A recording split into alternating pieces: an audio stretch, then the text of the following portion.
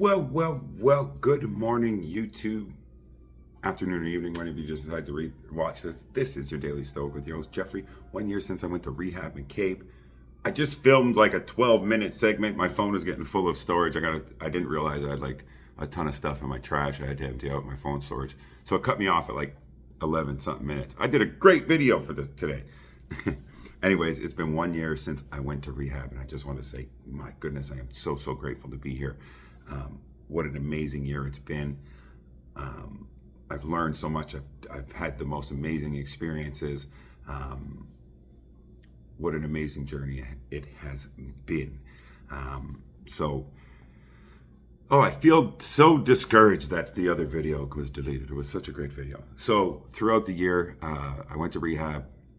The therapy was super needed. The education, the rehab structure was 7 days a week. We're doing some type of learning in school. I picked up journaling. I picked up reading, writing. Just for an example, this is the journals that I've completed this year. My last one being that it took me forever the longest one ever, but I was reading, writing every day. Had my nose in the Bible, the Stoicism. Everything has kind of come full circle. I've completely changed, sort of started to transform who I am. Positive affirmations, the entire thing. So this is my original journal. I started December 27th. I'll just read you. We'll go find the first day of rehab. January 18th, God spoke to me today. Follow the path and help the less fortunate. It starts at the traffic circle with Steve. I've been called there. So yeah, I've had an amazing journey. When I hit my rock bottom, I prayed super hard, and God answered. He said, go help homeless people. I came out of rehab, boom, there was an encampment there. I started to volunteer. I was never going to go back to a regular job, but I did. So this is what I did in the first video, so I'm sure I'll find it here.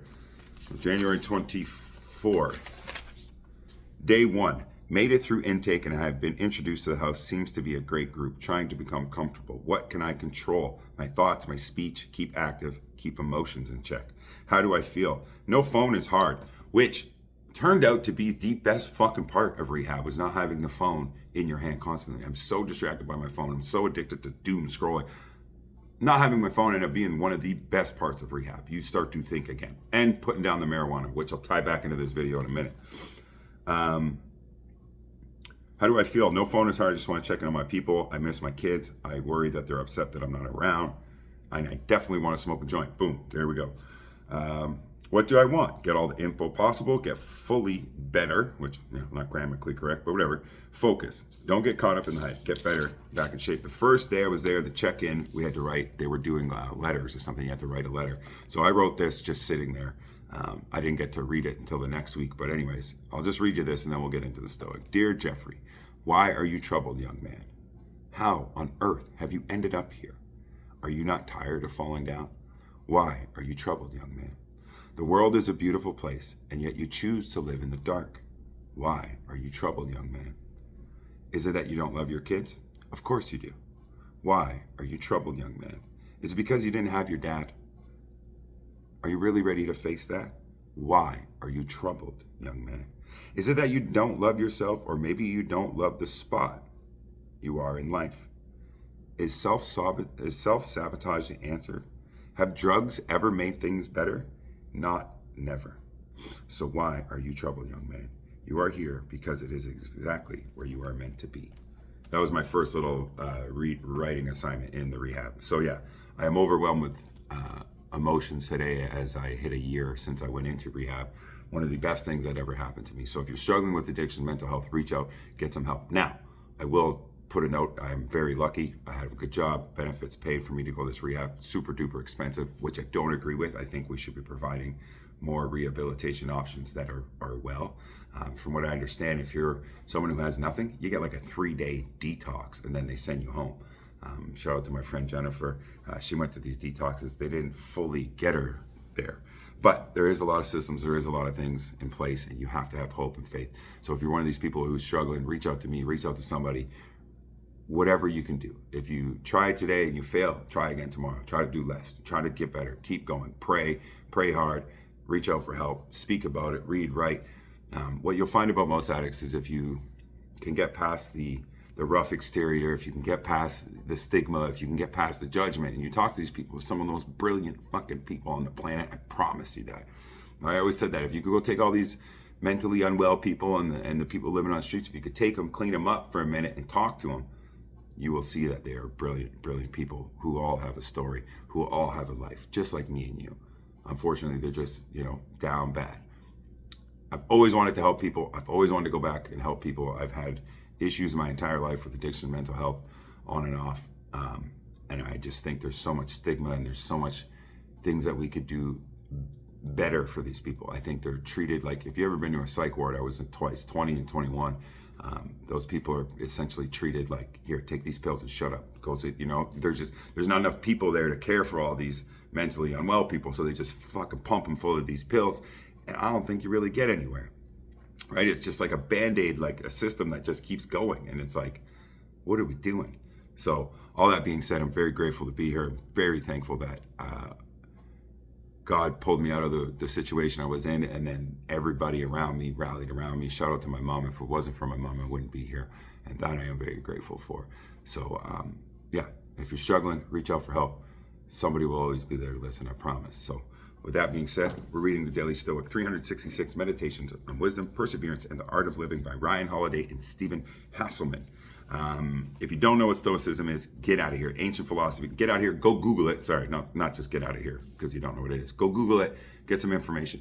If it doesn't speak to you, it doesn't speak to you, and that's fine. For me, it's like if you notice in my first entry in the rehab is like, what can I control? What can I, and that's what Stoicism is all about. What's in your control? Controlling your emotions, seeing the best of the situation, making the best of the situation. So absolutely super. It's a staple in my life. I'm pretty sure in the guy who created, maybe not the guy who created the 12 steps, I can't remember, but CBT, cognitive behavior therapy, I'm pretty sure that guy got a lot of his information right from Stoics, right? So this is a deep-rooted thing in our lives, has been for many, many years. I know Ryan Holiday does speeches for sports teams. There's a lot of proof in the pudding, let's say, about Stoicism as being a functional tool, a practice in your life. January 24th, push for deep understanding. From Rusticus, I learned to read carefully and not be satisfied with a rough understanding of the whole, and not to agree too quickly with those who have a lot to say about something. Marcus Aurelius Meditations 1.7.3. The first book of Marcus Aurelius Meditations begins with a catalog of gratitude. He thanks one by one the leading influences in his life. One of the people he thanks is Quintus Junius Rusticus, a teacher who developed in his student a love of deep clarity and understanding, a desire not to just stop at the surface when it comes to learning. It was also from Rusticus that Marcus was introduced to Epictetus. In fact, Rusticus loaned Marcus his personal copy of Epictetus's lectures. Marcus clearly wasn't satisfied with just getting the gist of these lectures and didn't simply accept them on his teacher's recommendation. Paul Johnson once joked that Edmund Wilson reads books as though the author was on trial for his life. That's how Marcus read Epictetus, and when the lessons passed muster, he absorbed them. They became part of his DNA as a human being. He quoted them at length over the course of his life, finding real clarity and strength in words, even amid the immense luxury and power he would come to possess. That's the kind of deep reading and study we need to cultivate as well, which is why we're reading just one page a day instead of chapters at a time, so we can take the time to read attentively and deeply. I couldn't agree with more. I love reading. I got away from reading for a while, and I've been back into it for this year especially. But reading a book and understanding it fully, rereading something to understand it fully, makes me happy. So if you're someone who likes to learn, then reading is the way. And don't just accept it at face value. Dig deeper. Think about it. Question the author. Just because a guy wrote the book doesn't mean he's 100% right. Just because a guy won a politician, just because somebody won a political race doesn't mean they're right. You understand? So always push. Question everything, as they say. So, with that, I'm going to wrap up the Daily Stoic. January 24th, 2025. I'm so grateful to be alive. I'm so grateful to be healthy. And I'm so grateful for my opportunities in life. I will keep pushing. Oh, to tie back in the weed. So throughout my journey, I've been smoking weed since I was 13 years old. To go into rehab, I had to quit. Within 3 or 4 days of quitting weed, I was like, oh, I feel so much better. I came out, I made it till May something, and I started smoking a little bit again. And I put it down, I pick it up, put it down, pick it up, and then I picked it up. I put it down for a little bit, and I've been smoking every day for a couple months again. And I just put it down yesterday. I've been going through some stuff in my personal life, and the marijuana doesn't help. The marijuana doesn't help me almost ever. I trick myself. I'm like, oh, it makes me feel better. It keeps me from being bored. And it just leads me to a path where I don't feel good. I'm unmotivated. It dulls my spirit. I'm not as ambitious. I'm not as bright in my speech and in my eyes. And I want to give it up for good forever. So shout out to anybody who's, around trying to quit something. I got to quit smoking and drinking coffee too. But we'll start with the marijuana. Shout out to everybody. This is your Daily Stoic, January 24th, 2025. Love, hope, and faith. Keep pushing.